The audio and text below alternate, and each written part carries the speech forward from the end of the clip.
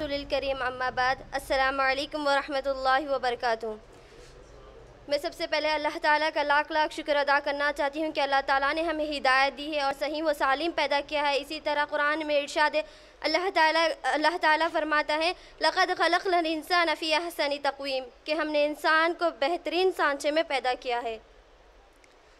फिर मैं अपने असातिज़ा इकराम का बेहद शुक्र अदा करना चाहती हूँ कि उसने हमें बेहतरीन उन्वान पर बोलने का मौका इनायत फरमाया है। शिज़ोफ्रेनिया एक ऐसी बीमारी है जो इंसान की नफ्सियाती बीमारी को कहा जाता है। ये वो बीमारी है जो इंसान की सोचने समझने की सलाहियत कम हो जाती है और इसके बात करने का अंदाज़ तब्दील हो जाता है और वो हकीकी दुनिया से राब्ता कम कर देता है। शिज़ोफ्रेनिया के बारे में बताया जाता है कि लोगों के जहनों में ये सवाल पैदा होते हैं कि ये बीमारी पागलपन का शिकार है। ये लोग मरीज़ को मार धार कर एक कमरे में बंद कर देते हैं और उसका इलाज नहीं करते और उसे जंजीरों से बांध दिया जाता है। हकीकत में देखा जाए तो ये गलत तरीक़ा है। इसका फर्स्ट सिम्टम्स है इंसान के सोचने समझने की सलाहियत कम हो जाती है और उसकी तवज्जो जो होती है वो कम हो जाती है और वो अपने आप को अकेले में रहना पसंद करता है, तन्हा रहने में पसंद करता है। फिर उसके बाद जिस इंसान को ये बीमारी होती है उसकी उम्र 15 से 35 साल की होती है और ये बीमारी ज़्यादातर मर्द हजरात को होती है। दूसरा सिम्टम्स है हेल्यूसिनेशन। ये वो चीज़ें हैं जो मरीज़ को वो चीज़ें दिखाई देती है और नज़र आती है, लेकिन हकीकी तौर पर जब देखा जाए तो उसे कुछ चीज़ें नज़र नहीं आती और न ही दिखाई देती है।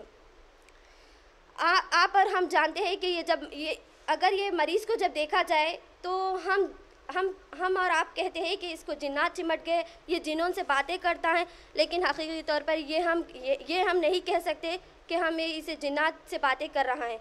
ये गलत तरीक़ा है। फिर दूसरा है विजुअल हेल्यूसिनेशन।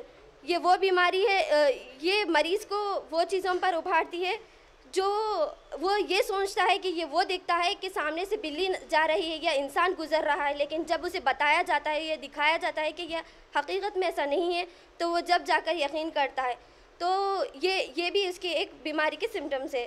दूसरा ये कि वो इसे खुशबू और बदबू का तसव्वुर होता है, यानी कि वो ये स्मेल सुनने की तसव्वुर करता है कि उसे बदबू आने लगती है या फिर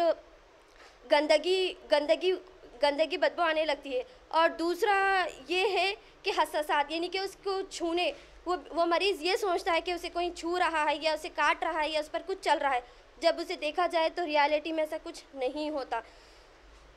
और स्किज़ोफ्रेनिया के जो मरीज़ होते हैं वो ये सोचते हैं कि ब्रेन के अंदर से और ब्रेन के बाहर से उसे कोई चीज़ें बातें करने लगती है, उसका जवाब देता है और वो ये सोचता है कि उसे कोई बातें कर रहा है और उसका मनवान उस पर अमल करने की कोशिश करता है, उसकी बात पर यकीन कर लेता है। और डेल्यूजन, यानी कि वो मरीज़ को डर होता है, यानी कि वो मरीज़ डरता है कि उसके फैमिली मेम्बर्स यानी उसके पेरेंट्स उसे मार देंगे या उसे नुकसान पहुंचाएंगे। और वो मरीज़ अगर सामने बैठा है, उसके साथ कोई ग्रुप बैठा हुआ है, तो वो मरीज़ ये सोचता है कि उसके साथ बुरा सलूक किया जा रहा है, ये वो मेरे बारे में बात कर रहे हैं। यानी कि समझा जाए कि मरीज़ का माइंड यानी कि उसका दिमाग फ़िज़िकली तौर पर डिस्ट्रॉय हो जाता है।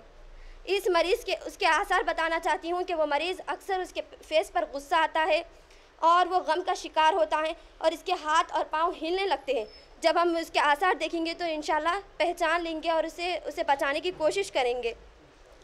और अगर वो मरीज़ के अंदर एक ऐसी अलामत होती है कि जब वो मरीज़ हाथ उठाए ठहरा हुआ होता है तो वो घंटों उस हालत में ठहर सकता है, यानी कि वो मरीज़ एक हरकत पर कई घंटों तक ठहर सकता है।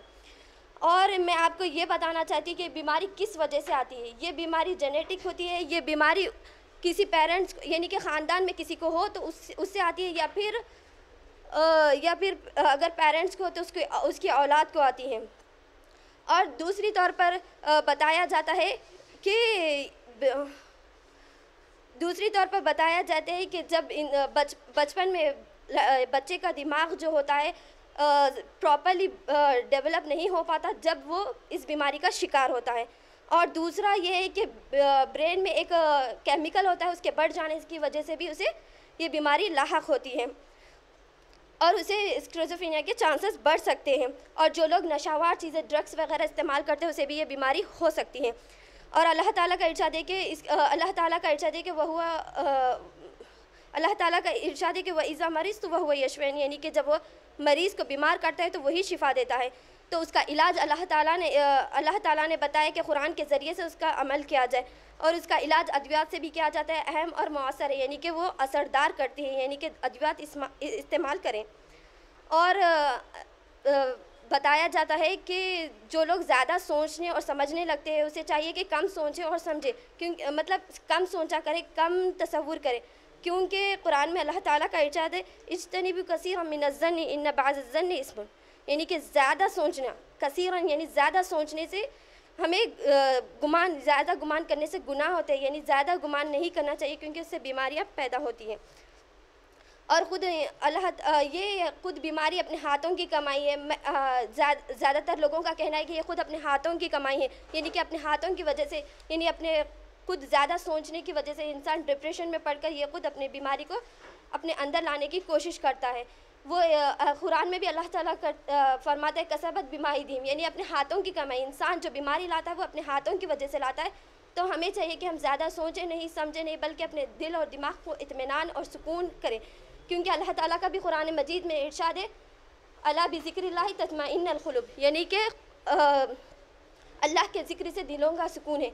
यानी कि हम ज़्यादातर सोचें नहीं, अल्लाह ताला के ज़िक्र में हमारा ज़ुबान को तर रखें। आखिर में मैं अल्लाह ताला से यही दुआ करती हूँ कि अल्लाह ताला हम तमाम को इस बीमारी से हमारी हिफाजत फरमाए। आमीन सुम्मा आमीन।